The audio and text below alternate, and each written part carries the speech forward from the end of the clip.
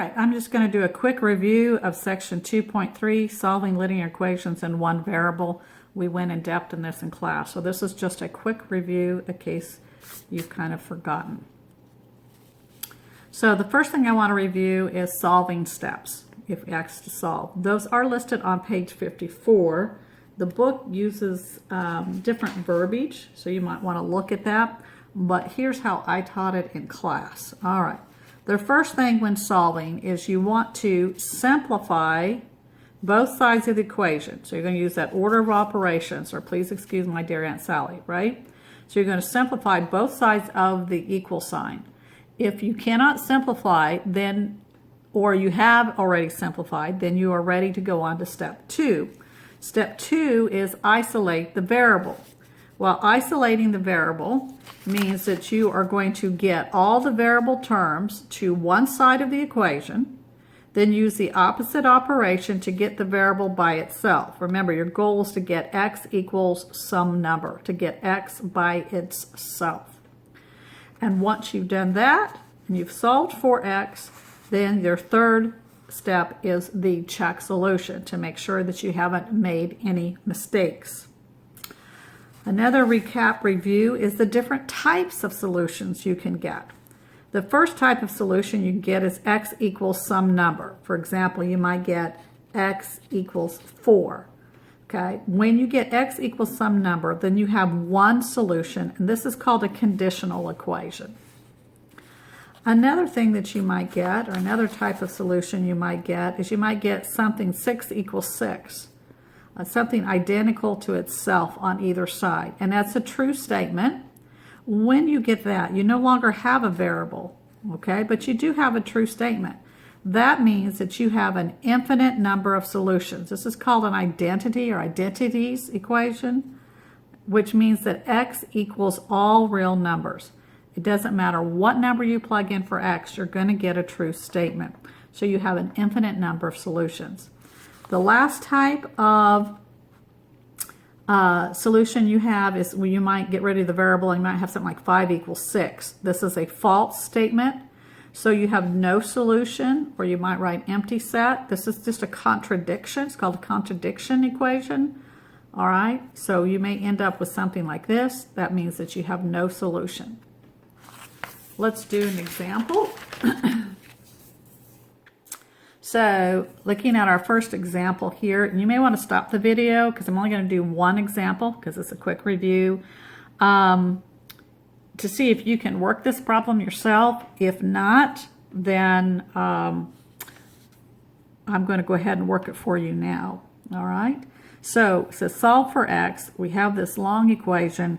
The first step, remember, what was our first step? Simplify both sides of the equation. So looking at just the left side of the equation, right, I need to simplify using my order of operations. I can't do anything inside the parentheses, so now I'm going to do the multiplication division. Well, this 3 next to the parentheses means to multiply 3 times x and 3 times 4. So I'm going to distribute that. So here I get 6x plus 3 times x is 3x, and 3 times 4 is 12. Now I can add 6x plus 3x because they're like terms. So this right here becomes 9x plus 12. I can't combine these because they're not like terms. So I have now simplified the left side of the equation. I want to simplify the right side of the equation. 6 minus 18 gives me a negative 12. Bring down my plus x. I can't combine them. They're not like terms. All right, so now the right side of the equation is simplified. Once you have simplified both sides of the equation, you're ready to do step 2. Remember, step 2 was what? Isolate the variable, right? So that means our goal, right, is to get x equals some number, to get all the variables on one side and end up with a 1x equals some variable. That's our goal. So we're going to try that. We're looking here. Here we have a 9x on the left side and we have a 1x on the right side. So I need to get all the x terms on one side. So since they're adding x, in order to move it to the other side, I'm going to subtract x. because that gives me 0 and I'm left with a negative 12. But remember, what I do to one side, I have to do the other. I got to keep that balance. So if I'm subtracting x from here, then I have to subtract x from this side as well. So 9x minus x gives me 8x. Bring down my plus 12.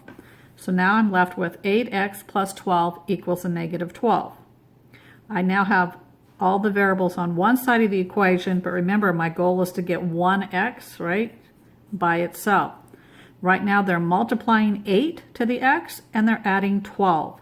So I'm going to use that addition property or the multiplication property to get x by itself. And the way I like to look at it is I'm going to do the opposite operations.